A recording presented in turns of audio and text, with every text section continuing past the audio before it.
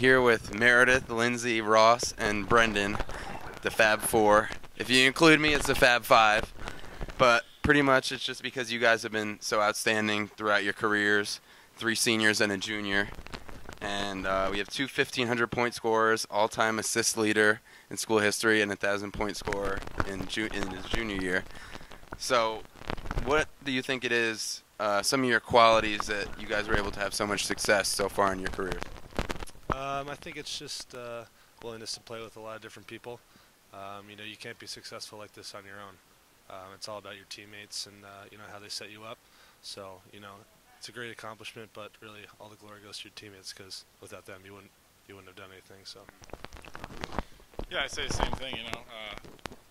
We always joke around with Lindsay that all of her assists come from Meredith, and Meredith all her points come from Lindsay. So, and I'd say the same thing. I wouldn't be getting the shots I'm getting if I didn't have Boken clearing out space down low, and if I didn't have Klingman stretching everyone on the court. Being such a great three-point shooter it is. So, yeah, it really comes down to who you're playing against, and that willingness to trust each other. I'll take charge. Yeah, I agree with the boys. It's definitely a team aspect that allows everyone individually to succeed as well as the team. Like Ross said, I wouldn't have all my assists without Mare scoring them, Leah scoring them, Roman, Noel, everybody. So I think it's just really a team aspect and everybody knowing their role that allows all of us to succeed. Yeah, I agree with Lindsay. Like she said, we joke around literally every practice saying, like, well, I wouldn't have my points if I didn't pass you the ball, and you wouldn't have your assists if I didn't put the ball in the basket. And, she's been passing well. Sarah passes the ball really well in her position, so it's all just how we work together. So I think we've been doing pretty well with that. So on the guys' side, do you find comfort knowing that each of you can put the ball in the hoop so well? Like, if you're not on, Brendan can score. You both had 1,000 points in your junior season. yeah, I definitely know I can count on Ross. When I really don't feel like playing hard, I can just give him the ball. But no, yeah, we were very comfortable playing with each other. We have great chemistry. Obviously, Ross has been playing since his freshman year. So have I. So we've had that connection since I came in. But it's I think we play really well together. We really know off-screen and rolls what I'm going to do. I know what he's going to do. Just flip backs. I screen for him, stuff like that. So we really just read each other really well. Yeah, to build on that, it's hard not to laugh sometimes because there's so many nonverbal communications between the two of us that, him coming up, setting the screen and slipping without me even saying a word, and, just feeding him for that open layup, and we walking down the court just shaking our heads like, how do we keep getting away with this? But, yeah, it just comes from playing together, and, it's 3 years of this. I don't think I've ever felt more comfortable playing with someone, and, like you said, we're inside each other's head all the time, and when we help each other succeed. And now, on the women's side, how do you guys have such a great connection? Because countless times Meredith will steal a girl and Lindsay, you'll just pop it right over on a high-low or swing it around. And you guys seem to have such great team chemistry. Ross. How do you feel about that? Yeah, we've just been playing together for so long, especially me and Mare, even when she came in freshman year. We look at each other, and I know which way she's sealing, and I know where she's going to be, and I know if I have to swing it to Sarah for a high-low pass. But it's just we know where all of us are going to be on the floor, so it makes it so much easier for all of us to play together. No, it's kind of like we read each other's minds when we're on the court, and we do the same thing. We'll look at each other and just start laughing, or we'll point to each other running down the court because what we did was just kind of like, what the heck? It just kind of came out of nowhere, and it works. So it's amazing. Our cohesion has been really good these past 4 years. So. This is for Ross and Meredith. So when you guys first came here, Meredith, you were a transfer in the middle of the freshman season. Did you guys ever think about, can I score 1,500 points when you first got here? I'm sure Meredith is thinking about it. No, I don't know. You never know what's going to happen, and so much can happen. The biggest thing is you got to stay healthy, and we've both been pretty lucky in that respect. We have talked a lot of trash to one another about outscoring each other, and she's starting to. I got an early start on her in her freshman year, but she's starting to gain some ground on me right now, so I'm getting a little nervous. But fortunately, running out of games here. But no, it's like I said, it's a matter of just staying healthy, and trusting yourself. And there's a lot of highs and lows, and being able to push through those, and and more importantly, just having fun with it and showing up every day and giving it all you got. Do you want to hold it? No, I was not thinking that. So to answer your question there, but decided I was coming here on a Tuesday, got here on a Wednesday, played on a Friday. So it's just kind of been like a whirlwind of a 3.5 years, and it's been great. I wouldn't have changed anything, and I love it here, and it's been fantastic. And I could not thank anybody. Coach Strong, he was great. But Deanna, she's been doing an awesome job. Point guard, we have all the pieces to the puzzle, so I'm just very happy with how it's been going. And you mentioned having all the pieces to the puzzle. So you guys are ranked 14th now, and you made it to the Sweet 16 last season. How far do you think you can make it this season? Wow. Good question. We always talk about how last season, even before the season started, we had no idea. We didn't expect to go that far at all. And I think after it happened, we kind of realized that we had every piece of the puzzle except for a couple of them coming back. So I mean, the mindset going into this year was we have a target on our backs and everyone's going to try to beat us. But we had a couple slip ups in the beginning. But recently, I mean, the scoring has been so balanced. The passing has been contagious. We've really just all came together, and I really think that if we keep playing like that and don't have a day where we shoot 20% from the field, I really think that we can go as far as we all will take us. So. Well, I was just gonna say, we have it on the back of our shirts, our warm-up shirts. It says "Raise the Bar," and that was one of the biggest things going into this season. Is we made it to the Sweet 16. Let's see what we can do this year. Just because last year was just kind of we knew we could do it again, and we can win another landmark championship, and we were really hoping for hopefully a Final Four, if not a national championship. So. Brendan, coming all the way from California, how did you find that you were received so quickly and you were able to score 1,000 points in your junior year all the way on a different coast? Yeah, it was definitely didn't expect that coming in here. I visited Catholic as well, and didn't really have the same feel as I had when I came here. I met all the guys on the team and just had a great time hanging out with them, and I just knew it was a great fit right away. I went to a Jesuit high school as well, so I like that aspect of it. But I scored 100 points in high school, and I played with a bunch of guys who played Division I, so I definitely didn't think that this was in the cards for me. But it's a pretty cool thing to happen, but it wouldn't happen without your teammates working hard for you as well. So it goes both ways. It's pretty amazing that I scored more points in high school than Brendan did, and then look at the success now. I wish it was flip-flopped, college and high school. But what do you think it is about your game that enables you to, I know you like to take your time in the post, but slow it down and be so consistent over 3 years? I like to be crafty down there, throw some shoulder fakes here and there, and a couple spin moves. But it's just about reading the defense. If the guy's playing on one shoulder or the other, you just react to what he's doing.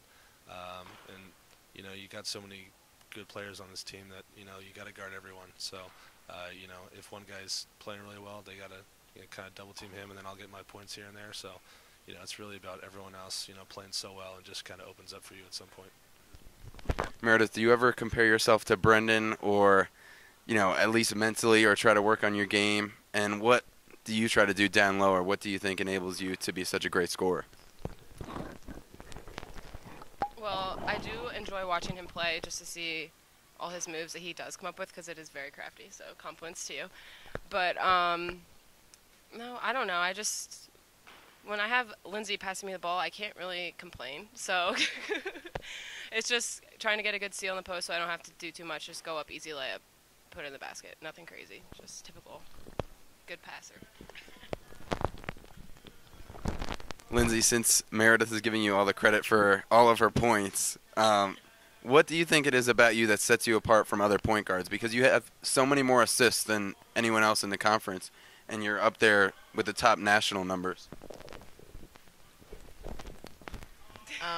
I mean, you hear a lot of people say that they don't really care about how many points they score, and I genuinely do not care about how many points I score.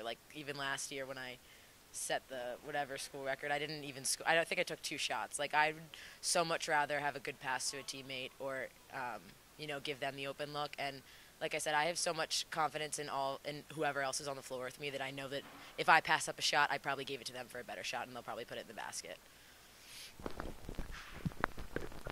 So, Ross, the logical next question is, what about your game?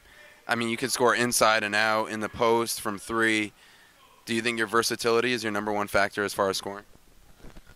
You want me to take this?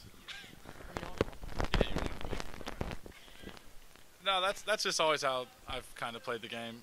You know, my dad's a big man, friendly guy, and he's always emphasized the post. And playing at this level, I have a little bit of a size advantage. I'm also a lot slower than everyone else out there, so I feel pretty comfortable on the block. But no, that's just wanting to be a good ball player.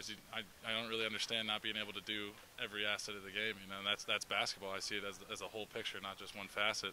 And and in that way, you never really get bored because you're always doing something different. You're always working on your handle, working on your shot, working on your post, pull-up game, passing game, and it's been fun. And every year I've actually played a different kind of style. My sophomore, junior year is more of a scoring.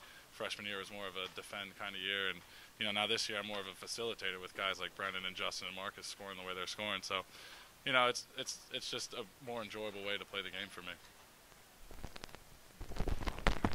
You mentioned now you're facilitating more. How do you alter your game to take on these adjustments from year to year? Because you played, so long in one style, and now you have these different pieces coming in, and you have to work around it. Well, it's a little bit of adjusting to need base. Being the coach's kid, I sit around the dinner table and listen to what he thinks our biggest problem is going to be all the time. So, I get it shoved down my throat in that regards. But losing Tommy Morgan last year, and a 100-assist guy, he was such an undervalued player in the fact of how he got everyone open and no one could ever stay in front of him. And he got people shots all game, every game. And we lost a lot in losing him. And I knew. We got scores. I don't need to go out and score all these points. Brendan can score on anyone. Justin's the best three-point shooter in the conference. Marcus, Kevin, Sean, Ethan. We got players who can score all around. So, it's just looking at need base and taking what's given to me and, capitalizing on those opportunities. What do you guys think that your biggest either self-motivator or just personality trait was to becoming so successful at this level? You want to go first? Nope, you got it. When I came in as a freshman, Coach Strong didn't really think that I was going to play that much. He told me that there was 2 point guards in front of me. So I think that had motivated me. And especially I can remember the first day that I showed up at pickup, and everybody kind of looked at me like really weird and wasn't really talking to me. And then we started playing, and you could tell that Christina at the time and Katie Cunningham started to get kind of mad. And I could tell that within the first 2 weeks of practice that they might saw me as a threat. So I think that was my biggest motivator, just that he didn't really think that I could do it in the beginning. So I think that really motivated me personally.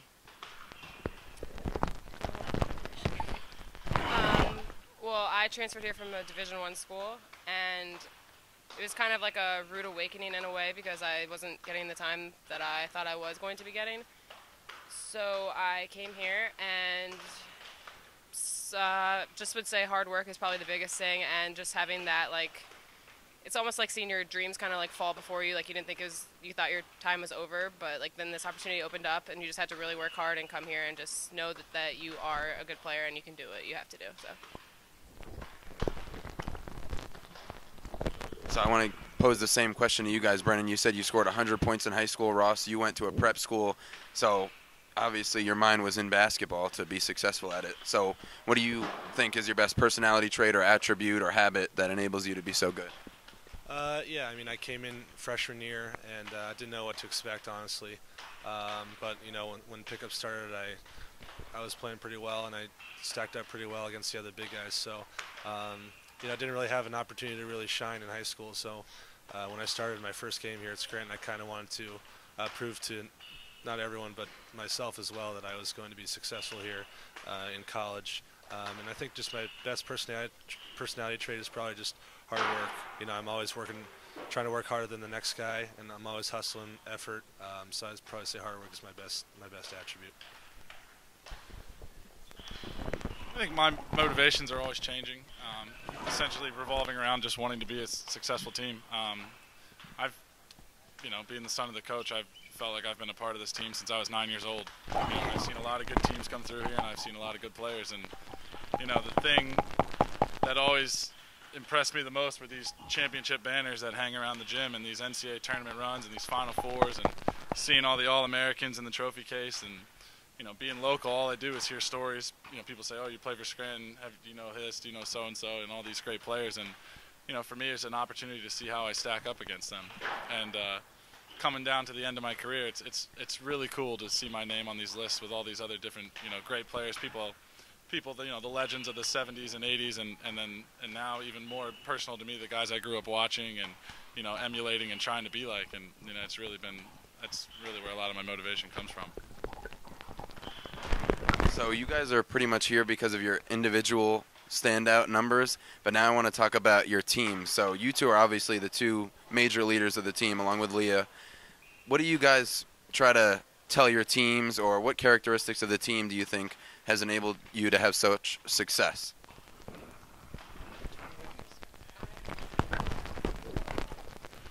We mentioned it a little bit earlier that everybody brings something different to the table, and we have all the pieces to the puzzle, and at any given night, it could be that person's night. Like, Sarah Payonk is an amazing all-around player. She can pass the ball, she can score, she rebounds the heck out of the ball. Like, it's just everybody brings something different, and Leah can shoot the heck out of the ball. And our biggest thing is that we need to stay positive, and we had those two slip-ups, and it was more of a reality check, and it kind of was well, you can't just expect them to not come hard against us. We have a target on our back. Everybody wants to play their best game against us, so we just have to stay positive and stick together. Yeah, I mean, like Mayor said, I think it was really selflessness that everybody kind of realized that the common goal was to win, and everybody, from us down to the freshmen and the sophomores, I think everybody realized that the common goal was just to win and to do whatever it takes to win, whether you're playing 35 minutes a game or you're practicing and running the other team's plays at practice. So I really think that has helped us come together and given us success.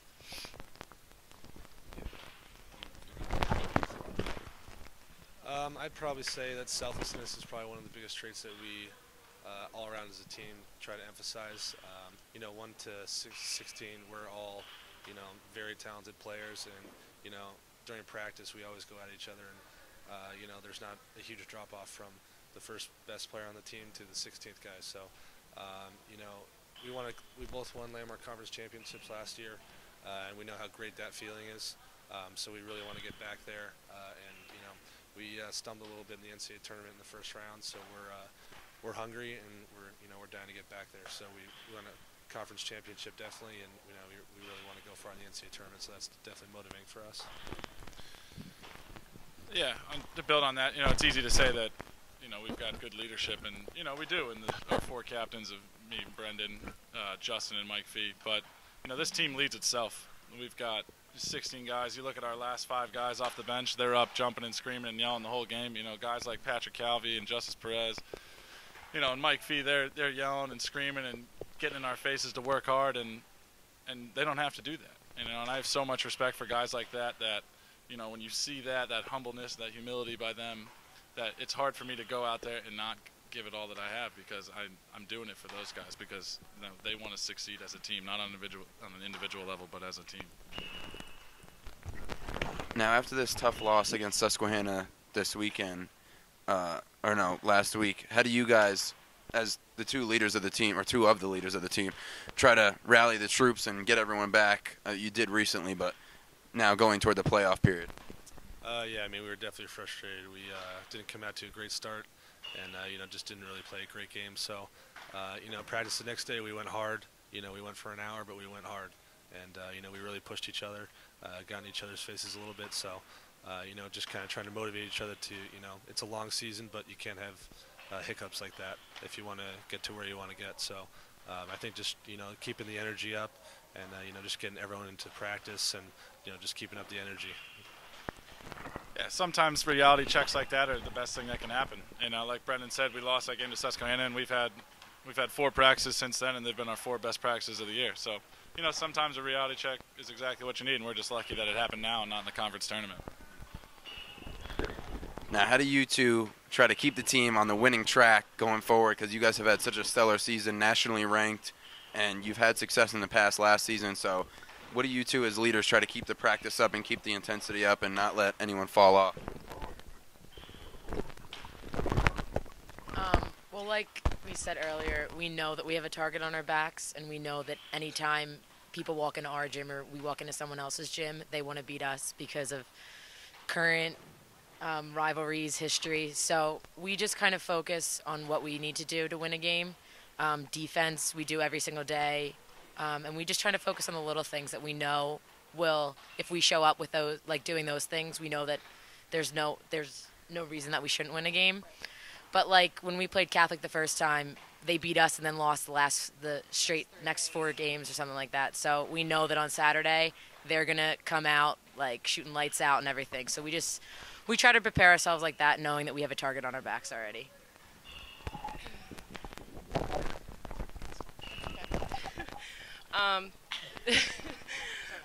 Well, even this past Saturday when we played Goucher, there was like 3 different upsets that happened that we we never would have guessed. And like Coach Clayman's pregame speech, she was just like, you can't think about that. It's anybody can win. It's everybody's coming after us, so it's just got to play our game, stay focused on what we have to do. Don't worry about anything else, and just do what we always do, and play defense and rebound the ball. So.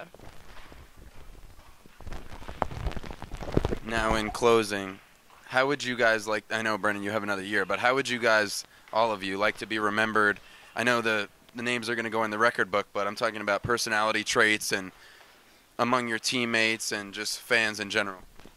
I'd definitely say hardworking, fun to be around, just a nice guy, but good looking and everything like that. But I mean, you want to be remembered as as a great player, but you want to be part of a great team as well. And that's the memories that you're going to have for the rest of your life with your teammates. When you come back 20 years from now, you and your teammates are just going to talk about how great we were as a team and what we were able to accomplish. So I'd definitely say as a team, we want to accomplish great things together because that's what we're going to remember for the rest of our lives.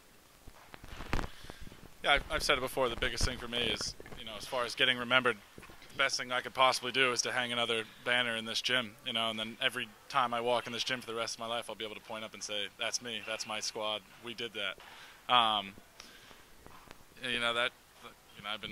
That's been my goal for as long as I've been a part of the Scranton family. And, on top of that, I'm trying to instill some seriousness in these guys. This team's a bunch of, clowns sometimes, and we like to have a lot of fun, but I hope that they keep in mind that it's good to be serious sometimes, and it's okay to have fun, but you need that competitive, serious edge, and I think we have a pretty good balance. Like the boys said, I mean, it's great to be remembered for individual accomplishments, but it's a lot sweeter to be remembered for a team that made a Final Four run or a team that made a national championship run. So, I mean, we always try to instill qualities in the underclassmen: hard work, competitiveness, selflessness, but it's a lot sweeter to be remembered as a great team than just a great player.